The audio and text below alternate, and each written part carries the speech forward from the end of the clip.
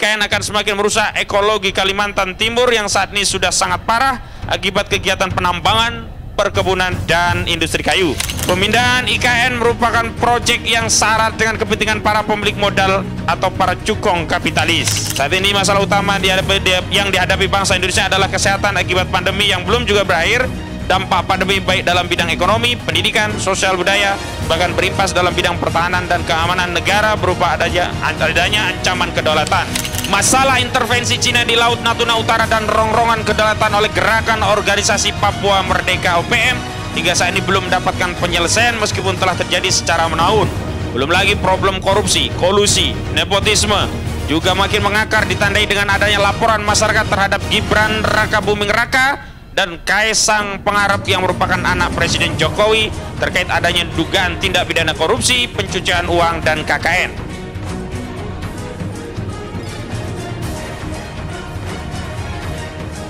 Bismillahirrahmanirrahim.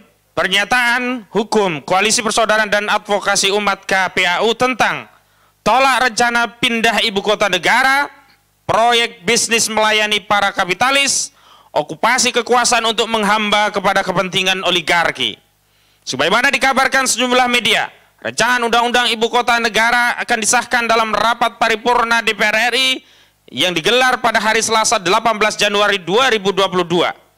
Kabar ini sungguh sangat mengejutkan di tengah banyaknya kontroversi, penolakan berbagai elemen masyarakat hingga tidak adanya akuntabilitas dan transparansi dalam pembahasan. DPR RI malah mau memaksakan RUU ini diundangkan. Padahal RUU IKN mengandung banyak masalah baik secara prosedur maupun substansi. RUU IKN yang akan disahkan ini tidak memenuhi keseluruhan syarat dan prosedur dalam pembentukan peraturan perundang-undangan sebagaimana diatur dalam ketentuan Undang-Undang Nomor 12 Tahun 2011 yang telah diubah melalui Undang-Undang Nomor 15 Tahun 2019. Berkenaan dengan hal itu, Koalisi Persaudaraan dan Advokasi Umat KPAU menyatakan, pertama, secara formil berkaitan dengan proses dan prosedur baik sebagian maupun secara keseluruhan, proses dan prosedur pembahasan rancangan undang-undang ibu kota negara telah melanggar norma pembentukan peraturan perundang-undangan sebagaimana diatur dalam ketentuan Undang-Undang Nomor 12 Tahun 2011, junto Undang-Undang Nomor 15 Tahun 2019.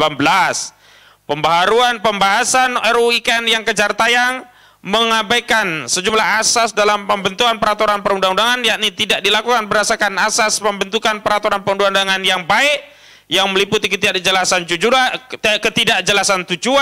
ketidakjelasan antara jenis hierarki dan materi muatan, problem dapat atau tidaknya dilaksanakan, kedaya gunaan dan kehasil gunaan bagi masyarakat, ketidakjelasan rumusan dan tiadanya keterbukaan publik dalam pembahasan sehingga tidak dapat menjamin akuntabilitas produk perundangan yang kesemuanya tidak sejalan bahkan melanggar ketentuan asas pembentukan peraturan perundang-undangan sebagaimana diatur dalam pasal 5 Undang-Undang Nomor 12 Tahun 2011, junto Undang-Undang Nomor 15 Tahun 2019 tentang pembentukan peraturan perundang-undangan. Kedua, secara substansi materi muatan mengandung yang terkandung di dalamnya dalam rencana pindah ibu kota ini mengandung sejumlah problem sebagai berikut. Pertama, pemindahan IKN akan sangat membebani APBN dalam jangka panjang sehingga yang akan dirugikan adalah rakyat.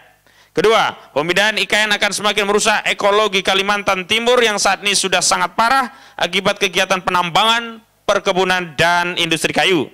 Ketiga, pemindahan IKN merupakan proyek yang syarat dengan kepentingan para pemilik modal atau para cukong kapitalis. Keempat, pelibatan pihak asing dan dalam pembangunan IKN akan merugikan Indonesia bukan hanya dari aspek ekonomi, namun juga akan menghilangkan kedaulatan negara.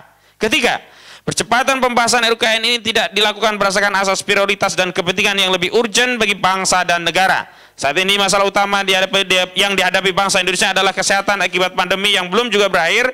Dampak pandemi baik dalam bidang ekonomi, pendidikan, sosial budaya, bahkan berimpas dalam bidang pertahanan dan keamanan negara berupa adanya ancaman kedaulatan. Masalah intervensi Cina di Laut Natuna Utara dan rongrongan kedaulatan oleh Gerakan Organisasi Papua Merdeka OPM hingga saat ini belum mendapatkan penyelesaian meskipun telah terjadi secara menahun.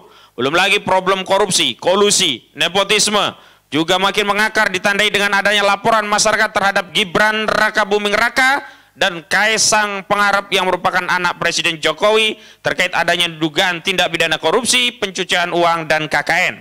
Keempat, Proyek pindah ibu kota melalui pembahasan RUU IKN ini lebih kental nuansa kepentingannya untuk melayani syahwat bisnis para kapitalis dan cukong, kelompok oligarki yang ingin menumpuk kekayaan dan mendulang untung beliung melalui proyek ibu kota negara.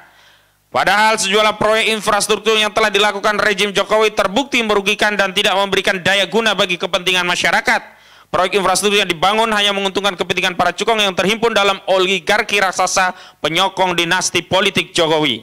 Proyek ambisius Jokowi yang mangkrak dan berpotensi mangkrak juga nirfungsi seperti Bandara Kertajati di Majalengka, Jawa Barat, pembangunan Pelabuhan Patimbung di Subang, Jawa Barat yang mangkrak karena tidak ada kapal besar yang bersandar, pembangunan jalan tol Cisumdawu, yaitu akronim dari Cilengsi Sumedang Dawan di Jawa Barat, jalan tol Mando Bitung yang mulai dikerjakan sejak 2016, Bandara Internasional Yogyakarta yang terletak di Kapanewon Temon, Kabupaten Kulon Progo, Daerah Istimewa Yogyakarta, proyek kereta cepat Jakarta-Bandung, dan pembangunan smelter atau pemurnian tembaga di Java Integrated Industrial and Port Estate JIIPE di Gresik, yang hingga saat ini tidak jelas kapan selesainya.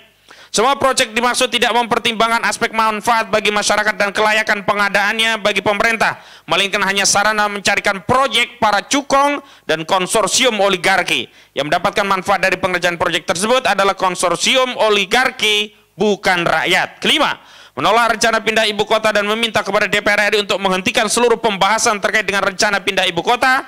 DPR semestinya memanggil Presiden Jokowi untuk bertanya tentang banyaknya proyek infrastruktur yang nirfungsi dan mangkrak, dan menggunakan hak menyatakan pendapat HMP bahwa Presiden telah melanggar konstitusi, bukan malah melegitimasi rencana ugal-ugalan untuk membangun ibu kota baru yang menghambur-hamburkan uang rakyat. Jakarta, 17 Januari 2022, Koalisi Persaudaraan dan Advokasi Umat KPAU bersama segenap ulama dan tokoh Jabodetabek. Takbir! Allah Akbar. Takbir. Allah Akbar. Takbir. Allah Akbar.